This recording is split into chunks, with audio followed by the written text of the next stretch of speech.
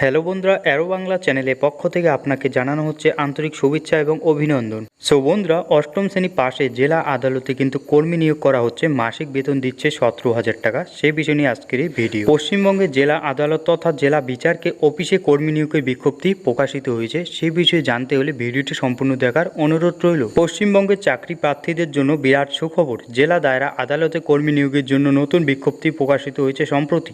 যে কোনো ভারতীয় নাগরিক অর্থাৎ পশ্চিমবঙ্গের প্রতিটি জেলা ও স্থানীয় বাসিন্দারা এখানে চাকরির জন্য আবেদন জানাতে পারবেন। কেবলমাত্র অষ্টম শ্রেণী পাস যোগ্যতাতেই পদগুলির জন্য আবেদন জানানো যাবে। এখানে আবেদনের পদ্ধতি, শিক্ষাগত যোগ্যতা, বয়সসীমা সহ অন্যান্য বিস্তারিত তথ্য উল্লেখ করা হলো আজকের এই ভিডিওতে।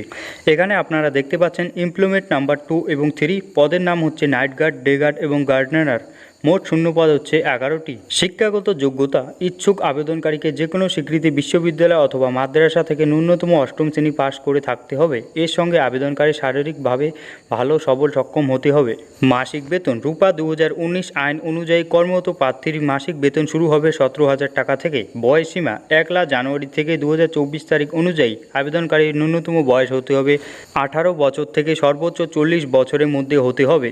এখন আমরা জানব আবেদনের পদ্ধতি। অফলাইনের মাধ্যমে আবেদনপত্র জমা করে আবেদন জানাতে হবে। ডাউনলোড নোটিফিকেশন অপশন থেকে নোটিফিকেশন ডাউনলোড করে নিয়ে প্রস্তাবিত আবেদনপত্রটি প্রিন্ট করে নিতে হবে। প্রিন্ট করা আবেদনপত্রে সমস্ত প্রয়োজনীয় তথ্য সঠিকভাবে পূরণ করতে হবে। পূরণ করার পর প্রয়োজনীয় নথিপত্রগুলি এক্ষেত্রে আবেদনকারী স্বাক্ষর সহ নিতে হবে। সবশেষে সম্পূর্ণ আবেদনপত্রটি সংস্থার মাধ্যমে দপ্তরের নির্দিষ্ট ঠিকানায় জমা করতে হবে।